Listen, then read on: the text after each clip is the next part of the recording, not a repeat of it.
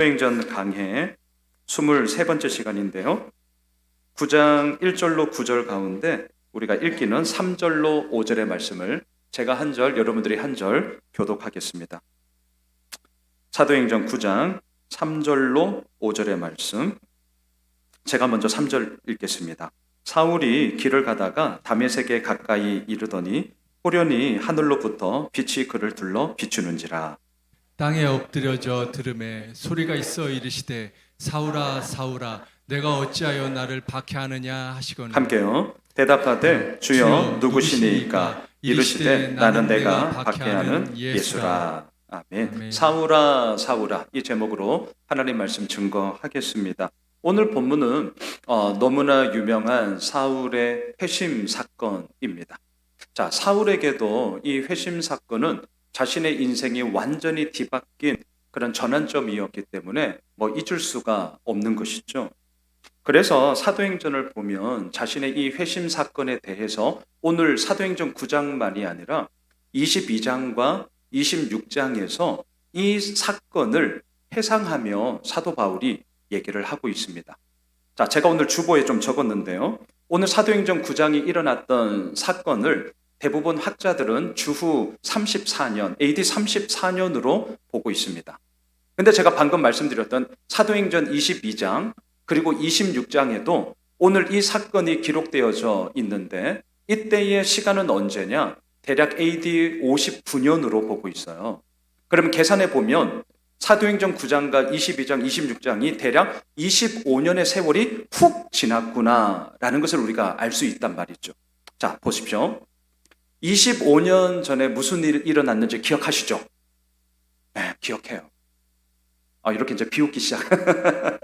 몰라요. 어떻게 기억합니까? 어제 있었던 일도 뭐 먹었지 기억 못 하는데. 하지만 기억나는 게 있어요. 그건 뭐냐?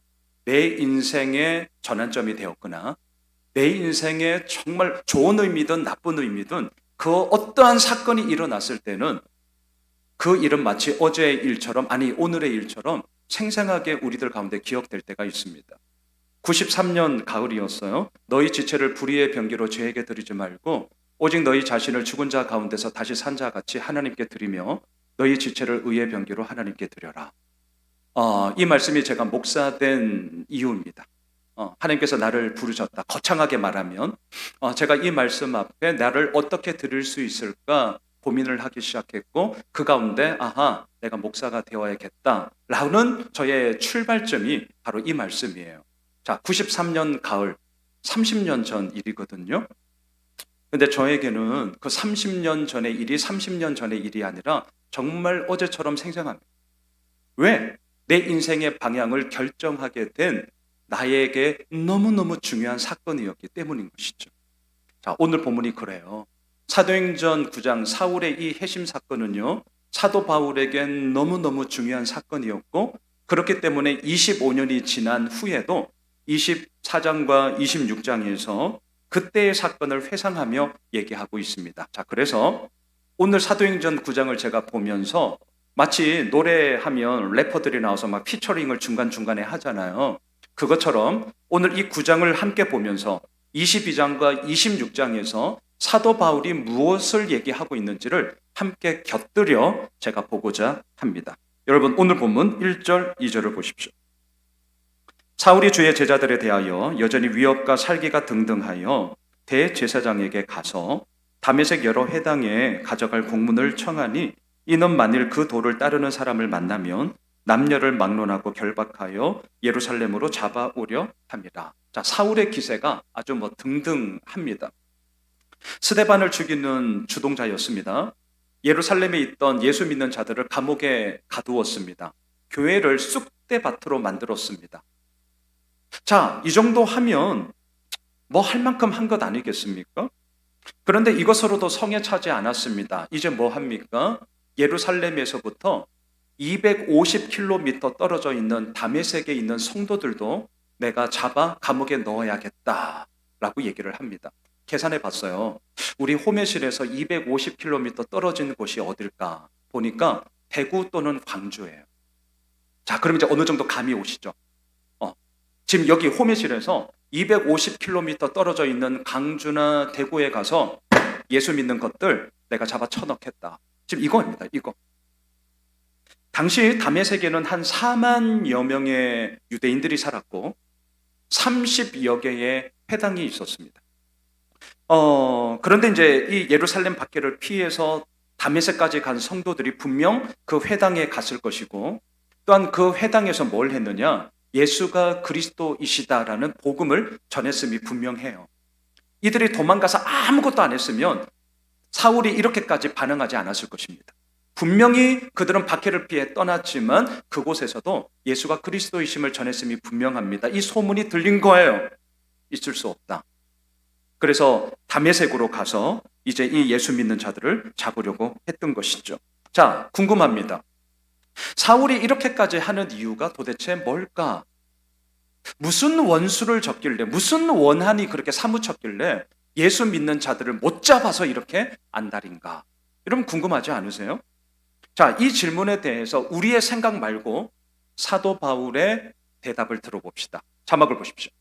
사도행전 22장 3절, 25년이 지났어요. 여러분 오늘 제가 왔다 갔다 할 겁니다. 25년이 지나서 사도 바울이 이 사건에 대해서 이렇게 얘기를 합니다. 자, 같이 읽읍시다. 시작. 나는 유대인으로 길리기아 다소에서 났고 이 성에서 자라 가말리알의 문화에서 우리 조상들의 율법에 엄한 교육을 받았고 오늘 너희 모든 사람처럼 하나님께 대하여 열심히 있는 자리. 이 마지막 부분을 잘 보세요.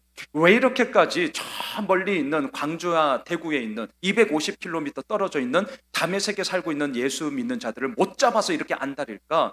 무슨 원수가 졌길래, 무슨 그렇게 원한이 졌길래? 사도 바울이 얘기합니다. 하나님께 대하여 열심히 있는지, 하나님에 대한 열심 때문에 나는 25년 전에 그렇게 했다. 지금 이 얘기를 하는 거예요. 자, 저를 보세요. 하나님에 대한 열심, 좋은 겁니다. 열심 없는 게 이상한 거죠. 오히려 그게 문제죠. 하나님에 대한 열심이 있는 거, 이거 좋은 거예요. 나쁜 거 절대 아닙니다. 그런데 오늘 첫 번째 포인트 잊지 말아주세요. 우리가 열심을 말하기 전에 반드시 짚고 넘어가야 할 게 있어요. 그것이 뭐냐? 열심보다 중요한 것은 순종입니다. 다시요. 열심보다 중요한 것은 순종이에요. 제가 오늘 주보 설교 요약지를 참고해 주세요. 열심은 뭐죠? 내가 하고 싶은 것, 내가 원하는 것 이루기 위해 하는 거예요. 이거 지금 우리가 다 하고 있습니다. 세상 사람들, 예수 안 믿는 사람들 다 그렇게 하고 있어요.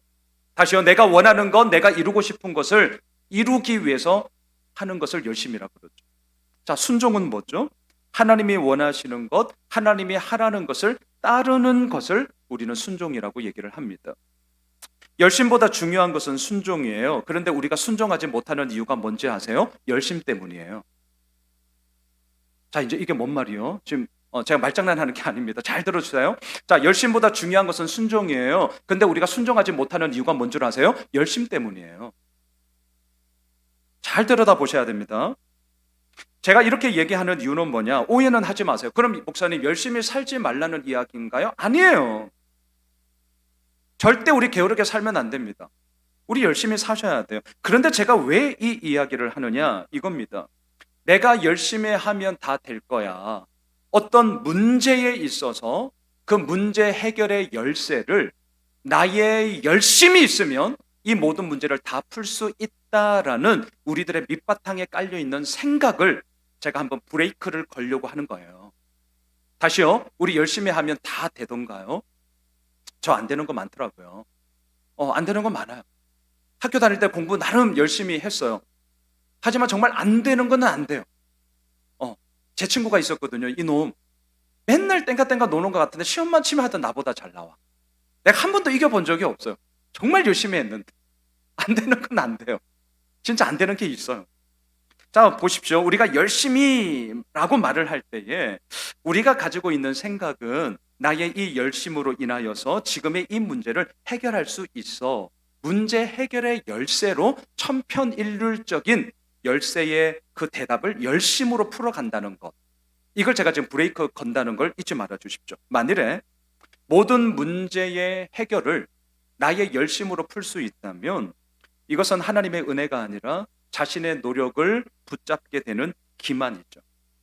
나의 행위로 나의 인생을 얼마든지 컨트롤할 수 있다라는 또 다른 교만이에요. 이게 바로 열심의 이야기로만 남아있는 인생들의 결론인 것입니다. 자, 그럼 질문하게 됩니다. 목사님, 예수 믿는 그럼 우리는 어떻게 해야 되죠? 내가 하고 싶은 것, 내가 원하는 것을 이루고자 하는 그 열심을 잠깐 스탑해 보세요. 자, 다시요. 그렇게 살아왔던 나의 열심을 한번 스탑해 보세요. 멈추셔야 됩니다. 열심히 엔진을 꺼세요. 자, 껐어요. 그럼 이제 가만히 있잖아요. 좀 상상하셔야 돼요. 가만히 있어요. 가만히 있게 되면 어떤 일이 벌어지냐? 금단 현상이 벌어질 겁니다. 금단 현상이 벌어져요. 어떤 금단 현상이냐? 내가 이렇게 있어도 되나? 이제 불안하기 시작합니다. 막 스물스물 막 불안이 막 올라와요. 자, 그 다음 어떤 일이 벌어지느냐? 이전에 해왔던 것들이 내 머릿속에 막 꽉 차오면서 나의 마음을 난리 만듭니다. 어떻게? 너 이렇게 안 하면 너 안 돼. 너 뭐 하고 있어? 막 우리의 마음속에 나를 조급하게 만들어. 빨리 그렇게 해야 한다고 막 나를 몰아갑니다. 그리고 나서 지금 당장 안 하면 곧 망하게 될 것처럼, 지금 아무것도 안 하면 내가 다 죽을 것처럼 나 자신을 내가 재촉해서 계속해서 조급함으로 몰아가요. 어떻게 그렇게 잘 아냐고요? 제가 숱하게 경험했거든요. 금단 현상이 반드시 나와요. 내가 이렇게 아무렇게나 아무것도 안 해도 되나? 돼요. 예수 호메실교에서 경험해 보세요. 이전에 열심히 막 나름 인정합니다. 존중합니다. 여기서 그냥 하지 마세요. 이렇게 해도 되나? 돼요. 그걸 경험해 보셔야 됩니다. 여러분, 그거 안 한다고 망하냐? 망하지 않습니다. 단언할까요? 망할 것 같으면 그거 말고 진작에 망했어요. 그거 안 한다고 그거 망하는 거 아닙니다. 열심히 엔진을 끄세요. 자, 끄고 나서 그 자리에 이제 뭘 해야 되느냐? 앞서 말씀드린 순종의 엔진을 우리가 켜셔야 됩니다. 순종이 뭐죠? 하나님이 원하시는 것, 하나님이 하라는 것을 따르는 거죠. 근데 제가 이렇게 말하면 이제 묻고 싶죠. 목사님, 누가 모릅니까? 하나님이 원하는 것, 하나님이 하라는 것 저 하고 싶어요. 그런데 하나님이 원하는 게 뭔지 모르겠어요. 이제 이거잖아요. 하나님의 뜻이 어디에 있는지를 모르겠어요. 하나님이 뭘 하라고 하는지 모르겠어요. 자, 이럴 때 어떻게 해야 되죠? 다른 게 없어요. 제가 늘 강조하는 거, 말씀 묵상 하셔야 돼요. 그래서 말씀 묵상 하셔야 돼요. 사실은 엄밀히 보십시오. 우리가 레위기 말씀을 날마다 큐티하고 있는데 레위기 말씀 속에서 우리가 순종해야 될 것이 가득 차지 그것을 놓고 기도할 문제는 사실 없습니다.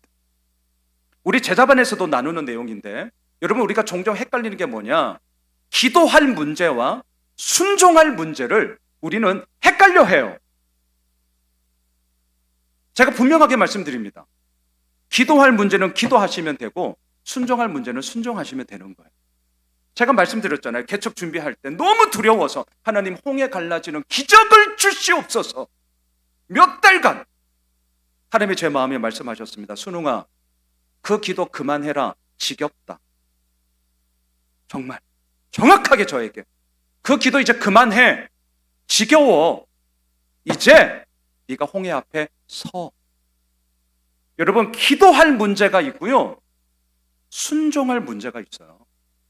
저에게 있어서는 그것은 순종할 문제였지 더 이상 기도할 문제는 아니었기 때문이죠. 오늘 말씀이 그것입니다. 자, 순종을 하라, 다 아는 얘기죠. 하지만 하나님이 원하시는 것, 하나님이 하라고 하시는 것이 뭔지 모르겠어요. 그럼 어떻게 해야 되냐고요? 말씀 앞에 우리가 서야 됩니다. 날마다 기도해야 되는 것이죠. 그리고 또한 오늘 이렇게 예배를 드리는 이유도 사실 마찬가지입니다.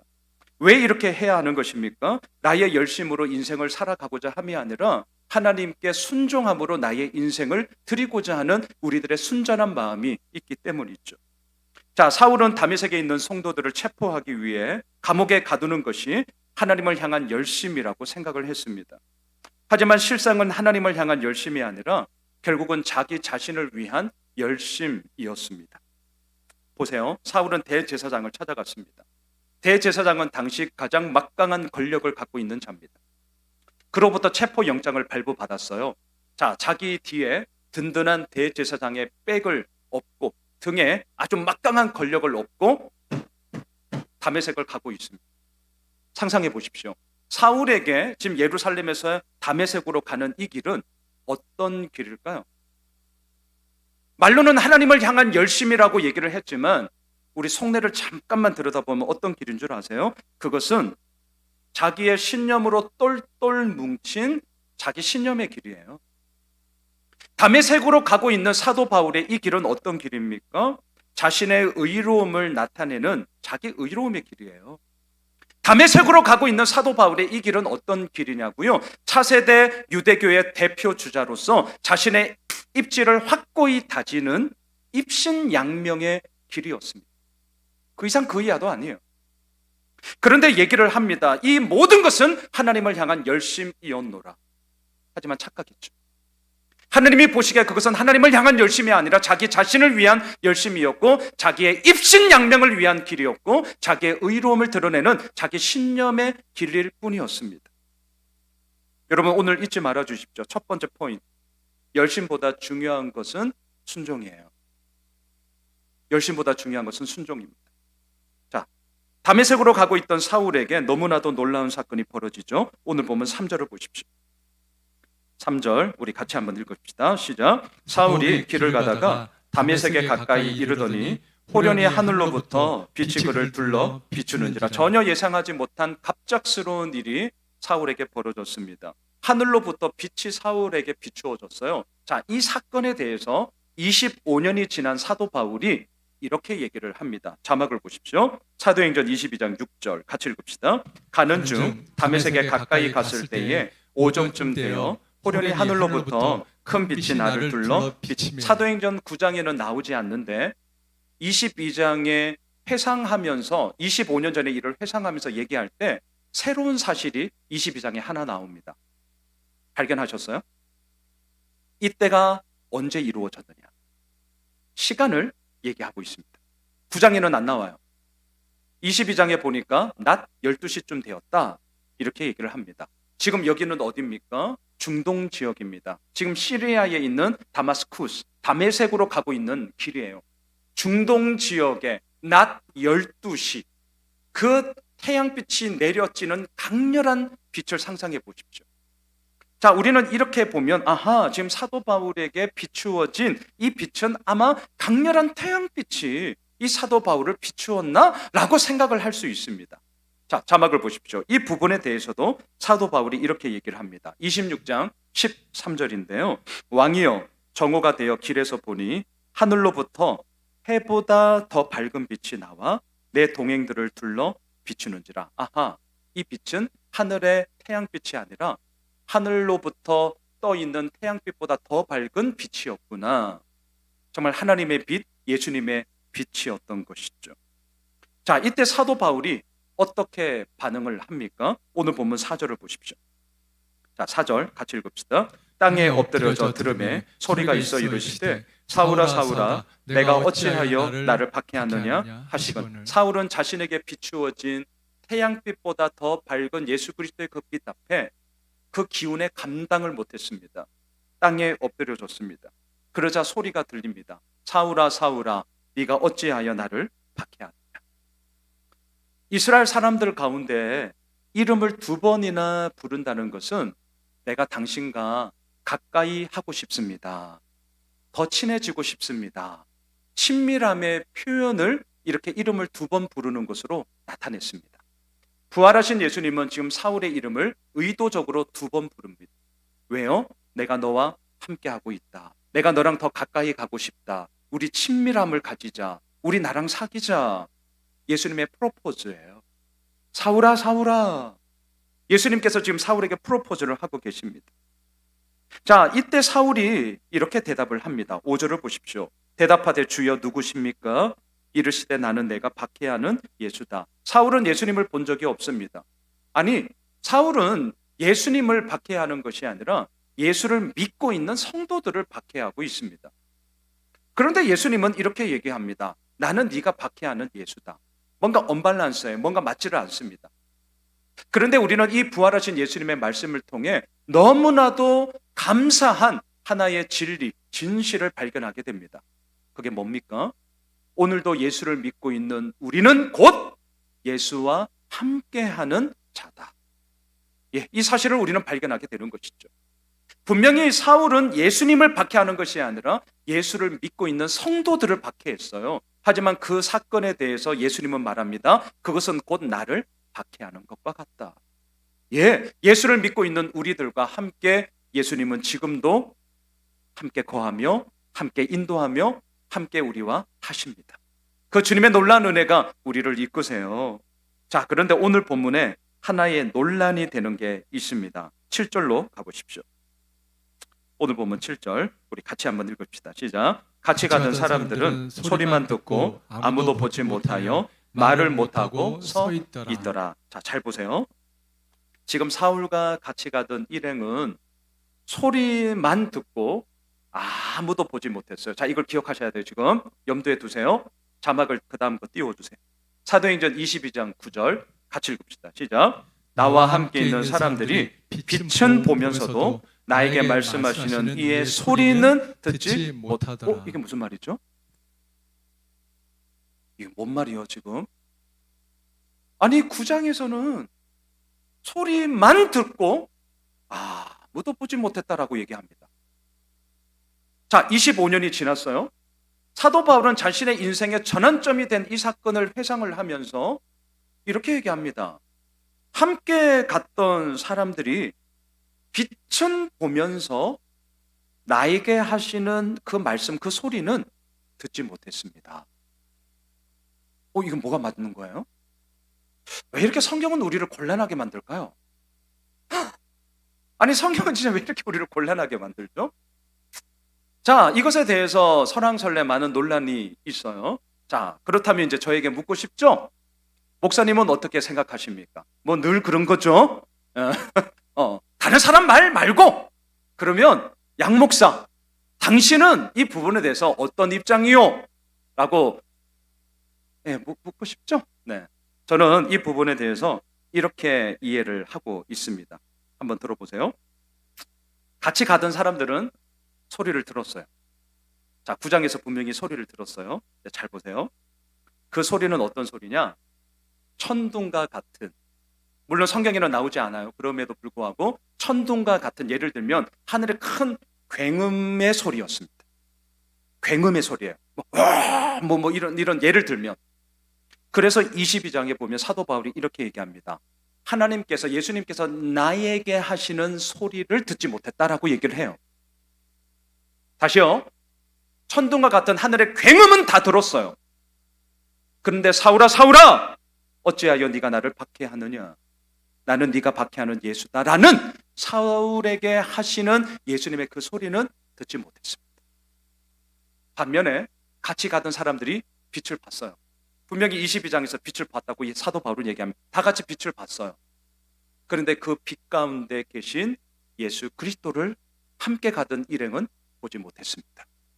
그래서 사도행전 9장의 오늘 본문에 보면 빛을 보지 못했다라고 얘기하지 않고 아무도 보지 못했다라고 얘기를 하는 이유가 바로 이것이죠. 자, 보십시오. 제가 오늘 나누고픈 두 번째 포인트가 여기에 있습니다. 이거예요. 하나님의 부르심에는 나의 그 어떠한 조건도 개입되지 않는다입니다. 자, 오늘 본문을 보시면 사울이 있습니다. 함께 가던 일행이 있습니다. 질문. 왜 부활하신 예수님은 사울은 부르고 함께 가던 일행은 부르지 않으셨죠?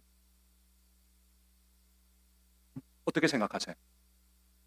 오늘 보면 다 아시잖아요. 자, 하나님이 똑같이 다메섹에 가는 그 일행 가운데 사울만 부르고 함께 주변에 있던 사람들은 왜 안 부르셨을까? 궁금하지 않으세요? 아니, 이왕이면 초대교회, 이 예루살렘 교회, 초대교회 기틀을 마련하고 있는 초대 기독교 시대이기 때문에 한 사람이라도 더 이러한 회심 사건을 통해서 하나님 나라를 위하여서 확장하는 일꾼으로 부르시면 얼마나 좋습니까? 그런데 왜 사울만 불러요? 같이 가던 사람들보다 사울이 더 착해서입니까? 같이 가던 사람들보다 사울은 로마 시민권자고 당시 최고의 학벌인 가말리엘로부터 배웠고 학벌이 좋아서 사울만 부른 겁니까? 아니면 같이 가던 사람들보다 사울은 더 젊고 차세대 유대교의 대표 주자로서 전도 요망했거든요. 입지가 아주 탄탄하게 밝아봤잖아요. 스펙을 하나하나 쌓아갔거든요. 그러니까 이 친구 부르면 훨씬 더 효과적이겠다라는 생각 때문에 하나님이 사울만 부르고 나머지는 떨궈지니까 뭐 이런 마음이었을까요? 도대체 왜요? 하나님은 왜 사울만 부르셨는가? 답부터 말씀드리죠. 하나님 마음이에요. 이렇게 비웃을 줄 알았어요. 하나님 마음이에요. 자, 이걸 제가 고상하게 신학적으로 표현하겠습니다. 하나님의 절대적인 주권과 선택이라고 얘기할 수 있죠. 하지만 노골적으로 말씀드릴게요. 하나님 마음이에요. 제가 이 말을 하면 앞서도 13분이 비웃었듯이 비웃습니다. 뭐야? 비웃어요. 지금 당연한 반응이에요. 당연한 반응. 왜? 납득이 안 돼. 우리 솔직해집시다.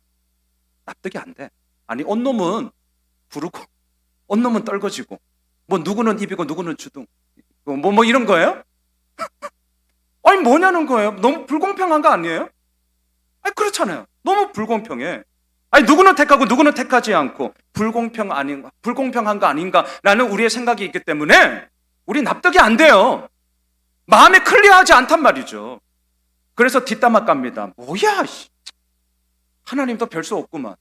야, 공평하신 하나님 너나 하세요. 뭐 이러면서 불공평함을 우리는 불평불만을 쏟아냅니다. 자, 또한 그러다 보니까 이 납득되지 않고 클리어하지 않는 부분을 그래도 어떻게든 한번 해결해 보려고 우리가 아둥바둥 이제 머리를 짜내요. 그리고 머리를 막 짜내면서 뭔가 해결책을 딱 제시합니다. 그 해결책이 뭐냐? 우리에게 있는 조건을 내걸어요. 자, 이 구도를 잘 들여다보셔야 됩니다. 다시요. 하나님 마음이야. 웃기고 있네. 말도 안 되는 소리 하고 있어. 그런데 이것에 대해서 납득이 안 되다 보니까 결국 답을 찾는 것이 뭐냐? 우리에게 있는 조건을 제시함으로 그것에 대해서 납득을 하려고 하는 거예요. 예를 들어 볼게요. 자막을 보십시오. 사도행전 15장 1절을 보시면 어떤 사람들이 유대로부터 내려와서 형제들을 가르치되 너희가 모세의 법대로 할례를 받지 않으면 능히 구원을 받지 못한다 라고 얘기를 합니다. 이들은 예수를 믿는 자예요. 유대인 크리스찬들 있죠. 근데 이들이 얘기를 합니다. 예수 믿어? 예, 믿어요. 할례 받았어? 아니요. 할례 받아야 너의 구원이 완전해져. 자, 조건을 걸기 시작합니다. 믿음은 눈에 안 보여요. 여러분들의 믿음의 정도가 어떤지 저 잘 몰라요. 안 보입니다. 하지만 오늘 본문에 들고 있는 이 예를 든다면 할례는 눈에 보입니다. 했는지 안 했는지 측정이 가능해요. 그러다 보니까 사람들의 마음속에 클리어함으로 다가오기 시작합니다. 보이니까. 측정 가능하니까. 너 헌금했어? 얼마 했어? 야, 그래 가지고는 안 돼. 너 사역하니? 아직도 안 해? 뭔 정신이래? 하나하나씩 조건이 붙기 시작하는 거예요. 왜? 눈에 보이니까요. 왜? 측정 가능하니까요. 지금 이 초대교회 때 이러한 문제들이 너무너무 많이 발생하기 시작했습니다. 그런데 아십니까? 이런 식으로 가면 결국 어떻게 되는 줄 아세요? 믿음은 눈에 보이지 않고 할례는 눈에 보여요. 결국 뭐만 남느냐? 할례만 남게 됩니다. 그러면 어떻게 되느냐? 할례를 받지 않으면 구원을 받지 못한다. 고로 할례를 받아라. 할례를 받으면 구원을 받은 거야. 이렇게 되는 거예요. 눈에 보이는 것만 남게 되는 겁니다. 우리를 이끌어가는 믿음의 이야기는 다 사라져 버려요. 결국 구원의 조건이 누구에게 있느냐? 나에게 있게 되는 거예요. 내가 그 조건을 충족함으로, 내가 그 조건을 달성함으로 내가 하나님 앞에 당당하게 서 있다라는 자신감이 들어오면서 그 하나님의 은혜를 얘기하고 있지만 아니요! 은혜는 허울 좋은 이야기고 결국 그 인생을 이끌어가는 것은 결국 나의 조건에 부합한 나의 열심만이 남게 되더라는 것이죠. 여러분, 이 구도로 문제를 풀기 시작하면 어떤 일이 벌어지느냐? JMS, 하나님의 교회, 신천지, 그리고 제가 한 이틀 전인가요? 기사를 보다가 분당에 있는 모 교회, 저희 교단이에요. 저희 교단인데 여하튼 뭐 성적인 그런 문제로 인하여서 매스컴에 탈 정도로 아마 이제 뭐 엄청난 문제가 이미 있는 거죠. 공통점이 있어요. 공통점이 뭐냐면 어떠한 우리들의 열심과 우리들의 조건을 부합하게 만듦으로 말미암아 성도들 간의 레벨을 두기 시작합니다. 이게 이단들의 공통점이에요. 잘못된 신앙의 폐단이 일어나는데 아주 정확하게 들여다막는 잘못된 이야기들이 이런 식으로 나타나게 됩니다. 그 뿌리가 뭐냐? 오늘 본문 기억하셔야 됩니다. 하나님의 부르심에는 나의 그 어떠한 조건도 개입되지 않습니다. 이거 잊어버리시면 안 돼요. 우리가 이 사실을 잊어버리는 순간 우리들의 신앙의 양태에 있어서 계속 조건의 이야기들이 들어가기 시작할 겁니다. 왜? 눈에 보여요. 했는지 안 했는지 측정 가능하니까요. 뭔가 납득이 되기 시작해요. 그러면 안 된다는 거예요. 자, 자막을 보십시오. 사도 바울이 이렇게 얘기를 합니다. 고린도전서 15장 10절 말씀 우리 함께 읽읍시다. 그러나 내가 나된 것은 하나님의 은혜로 된 것이니 내게 주신 그의 은혜가 헛되지 아니하여 내가 모든 사도보다 더 많이 수고하였으나 내가 한 것이 아니요 오직 나와 함께 하신 하나님의 은혜로다. 그렇습니다. 아멘. 길을 같이 가던 사람들보다 사도 바울이 착해서가 아니에요. 같이 길을 가던 사람들보다 로마 시민권을 갖고 있고 전도 유명한 젊은이고 또한 학벌이 좋아서가 아닙니다. 왜 사울이 하나님의 부름을 받았느냐? 하나님 마음이라니까요. 이게 우리들에게 불합리하게 여겨지신다고요? 그래서 나의 어떠한 조건을 대기 시작하신다고요? 아십니까? 그 조건에 결국 우리가 넘어져요. 그 조건에 우리가 부합하지 않습니다. 뭔가 풀릴 것 같죠? 아니요.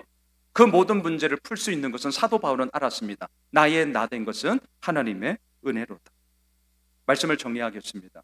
지난주 월요일 우리 저 뒤쪽에 있는 김정기 집사님, 김건자 권사님 가정이랑 저희 부부가 이렇게 식사를 좀 했어요. 살아온 여러 이야기들을 했습니다. 30대 초반에 큰 돈을 벌으셨대요. 아, 그 돈 나 좀 주지. 그러다가 이제 사람이 욕심이 생기죠. 다른 이제 사업에 뛰어들었다가 결말은 아시겠죠. 이제 쫄딱 망했다. 이제 이런 거예요. 그 많던 돈이 마치 연기에 물거품 사라지다 사라졌다는 것이죠. 더 이상 떨어질 바닥도 없는 그 바닥에서 다시금 두 분이 기도하면서 또한 물론 또 주어진 모든 삶의 자리에서 열심을 다하면서 그렇게 하나하나 이루어 나왔고 그리고 오늘 여기까지 이제 오게 되었다는 그런 삶의 이야기들을 나누어 주셨어요. 자, 그러면서 우리 권사님이 이렇게 말씀하시더라고요. 목사님, 그렇게 돌고 돌아서 하나님이 인도하셔서 하나님의 부르심이 있어서 이제 이렇게 예수 호미실 교회로 왔습니다. 이런 말씀을 하셨어요. 그 옆에 있던 우리 김정기 집사님 이런 말씀을 해주셨어요. 목사님, 그 이전 교회 10수년 그 교회를 다녔지만 우리 교회라는 말을 제가 한 번도 한 적이 없어요. 근데 예수 호미실 교회에 와서 이제 수개월 동안 신앙생활을 하면서 저도 모르게 우리 교회라는 표현이 제 입에서 나오고 있습니다. 그리고 10수년이 뭐냐면 모태신앙이시니까 60년의 그런 세월 속에서 얼마나 많은 목사님들의 설교를 들었겠어요. 하지만 그 많은 설교를 제가 들었지만 목사님, 우리 교회에 와서 처음 알게 되는 성경의 그런 사실에 대한 부분들이 너무너무 많아 정말 감사합니다. 이런 얘기였어요. 저도 너무 감사했습니다. 곰곰이 제가 이제 헤어지고 생각해 보았습니다. 하나님, 어떻게 이런 일들이 일어날 수 있을까요? 하나님, 어떻게 이러한 감사의 고백들을 참 목사로서 들어서 너무나 고마운데 어떻게 이런 일들이 일어날 수 있을까요? 제가 곰곰이 생각해 보았어요. 내가 잘해서인가? 살짝 교만함이 들어오기도 했습니다. 실은. 하지만 제가 고백할 수밖에 없고 다시 한번 하나님 앞에 저 역시 설 수밖에 없는 답은 딱 하나밖에 없었습니다. 그게 뭐냐고요? 하나님이 우리 모두를 예수 호미실 교회로 부르셨고 그 부르심 앞에 우리가 또한 온전히 서 있고 그리고 또한 온전히 서 있고자 따르고자 하는 우리들의 몸부림이 지금 이 교회를 이끌어가는 자양분이 되었기 때문입니다. 다른 게 없어요. 여러분, 하나님의 부르심에는 그 어떠한 조건도 개입되지 않습니다. 그 어떤 조건도 개입되지 않아요. 우리의 자원함이 먼저냐 하나님의 부르심이 먼저냐, 이 질문에 우리의 대답은 분명합니다. 하나님의 부르심이에요. 우리의 자원함보다 먼저인 것은 하나님의 부르심입니다. 모세를 보십시오. 모세야, 모세야, 네가 서 있는 곳은 거룩한 곳이니 내 발에 신을 벗어라. 그 하나님의 부르심이 있었기에 살인자자, 도망자이자 그냥 목동이었던, 목자였던 모세가 다시금 그의 인생 가운데 나머지 40년을 이스라엘의 리더로서 그 부름을 받게 된 것 아닙니까? 사무엘아, 사무엘아, 어렵습니다. 뭐 가진 스펙 없습니다. 하지만 그 사무엘을 부르신 하나님의 부르심이 영적으로 깜깜한 이스라엘 시대에 하나님의 빛을 비추는 사사로서, 대언자로서 그의 삶을 그렇게 쓰임 받았던 것 아니겠습니까? 오늘 본문도 마찬가지입니다. 사울아, 사울아, 네가 어찌하여 나를 박해하느냐? 이 하나님의 부르심, 예수 그리스도의 부르심은 사울의 인생을 변화시키사 예수가 그리스도다라는 사실을 전하는 자로 그의 인생을 올인하게 되었던 것이죠.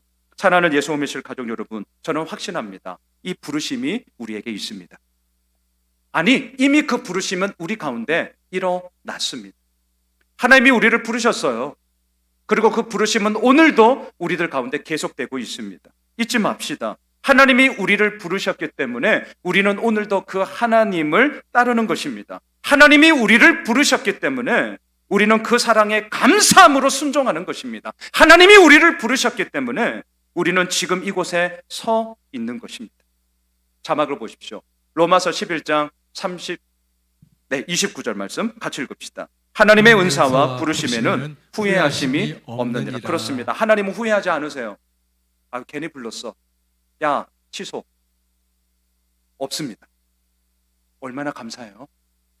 하나님의 은사와 부르심에는 후회가 없습니다. 하나님이 이미 우리를 부르셨다니까요. 그 부르심 앞에 우리는 나아가고 있습니다. 후회하지 않으세요. 하나님이 후회하지 않으세요. 그런데 왜 우리가 후회합니까? 그 길 갑시다. 그 길이 진리의 길이에요. 이 길이 생명의 길이에요. 이 길이 참된 믿음의 길입니다. 이 길 앞에 우리가 설 때 하나님의 후회 없으심이 우리들 가운데도 계속해서 일어나고 우리 후회 없게 될 것입니다. 아니, 오히려 기쁨과 감사와 자랑과 고백을 통하여서 하나님의 하나님 되심 앞에 나의 나됨을 보게 될 것입니다.